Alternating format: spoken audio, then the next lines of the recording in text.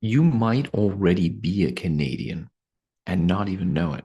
Not because of where you were born, not because of where you live, but because of who you come from, who lives on in you.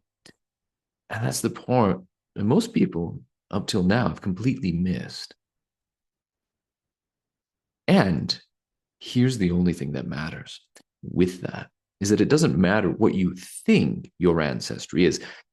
What matters when it comes time to prove things is what you can demonstrate on paper with the correct documentation.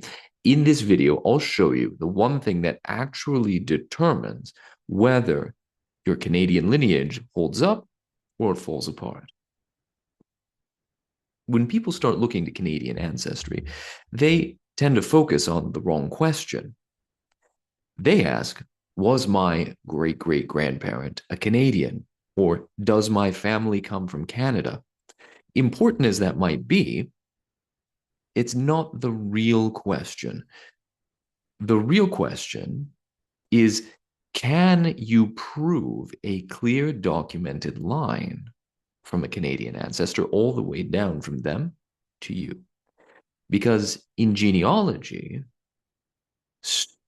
anecdotes don't count. Assumptions don't count. Only real documented relationships count.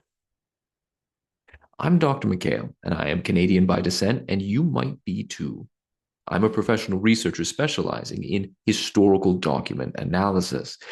I help people locate, interpret, and organize the genealogical records they need to demonstrate direct descent from a Canadian ancestor.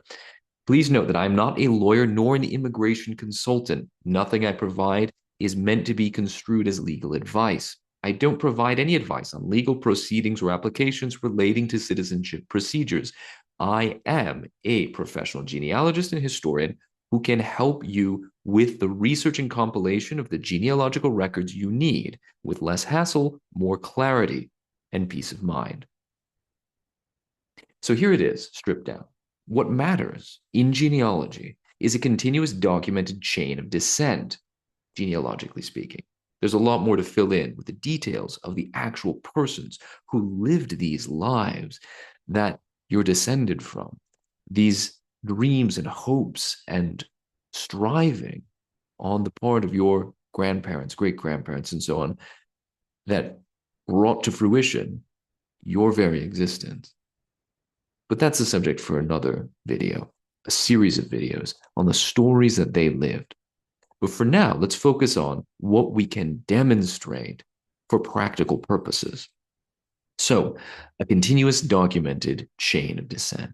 That means you linking you to your parents to your grandparents to your great great grandparents, and so on, as far back as you want to go. Every single step, if we want to be responsible, every single step needs to be supported by documentation and records that show a birth, a parent-child relationship, and consistent identity across generations. Can't just introduce all of a sudden a new name without a clear explanation and backed up by evidence and proof. If that chain is solid, then you've got something real. If there's a gap or contradiction, or is most often the case, a missing link or many missing links, then the entire thing falls apart. So, what most people get wrong who have a Canadian ancestor is not whether their ancestor was Canadian or not. What's usually missing is a piece in the chain or multiple pieces in the chain that provide a clean, provable document trail from them to you. And that's where things tend to break down, specifically missing birth certificates or the equivalent prior to the 20th century, baptismal records, baptismal certificates that usually also state the date of birth, a name that changes spelling between generations or changes entirely, especially coming from non-English speaking world into English speaking world, whether that be Francophone or First Nations, or East European, or Italian, so on. Another thing that's often a gap is a parent who isn't clearly listed. You might have a grandparent and you've got a grandchild somewhere, and the mom or dad isn't exactly clear who they are. Or worse, I'm sorry to say it, but people who try to rely entirely on a family tree that they found on a website with no supporting records or documentation.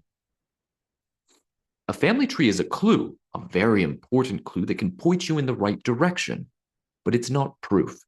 And if the claims in the family tree aren't supported, aren't backed up by clear, demonstrable evidence, they can point you in the wrong direction too. And that's where people can lose months, sometimes years. I know I come from a family of genealogists, and I know at a certain point, my uncle, great uncle actually, we could say that there were wasted decades because of bad advice that somebody gave him 60 years ago. But I've since rectified that because I studied enough history to know about boundary changes, but we don't get into that right now. So what does strong evidence look like? A strong Canadian lineage isn't complicated, but it is precise. It usually includes long-form birth records, that is, they clearly show the parents' names in addition to the child's name and date of birth. Bonus points for providing place of birth for both children and parents. Marriage records where names got changed, or immigration records where names get changed, or anglicization, some sort of record where the continuity of person between a changed name is clearly shown. And historical records, if you go back further, like church registers, census entries, historic land documents, that is to say, deeds, titles to land, mortgage records, those have actually been very helpful in demonstrating somebody's presence in the territory. But the key isn't just having documents, it's that they be connected clearly and cleanly and without contradiction. One little pro tip, there's a lot of people named William McGuire or Maggie McGregor. It's like John Smith, right?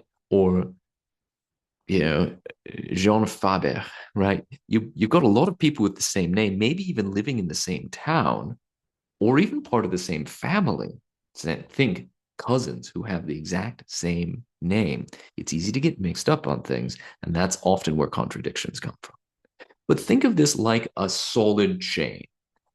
The question to be concerned about is not how far back it goes, especially when the rules are wide open in terms of no generational limit, but it's about how every link actually holds together, and does it hold together solidly? So here's the bottom line. You might already have a legitimate Canadian line in your family, but that doesn't mean anything practical until it's documented properly. It's not about application forms. It's not about anecdotes and family lore. They can point us in the right direction, but it's about having the right kind of evidence, a clear, structured, demonstrable line of descent. You get that right, and everything else becomes clear and easy. You get that wrong, or you leave gaps, well, a chain is only as strong as its weakest link. So, if you're trying to figure out whether your family line actually holds up on paper, which is where most people get stuck, not at the beginning, but in the details, that's the work I do. Finding the gaps, fixing them, and making the chain solid. Now, obviously, I can't invent what doesn't exist, but if there's a document that does exist and it is findable, I'm your guy.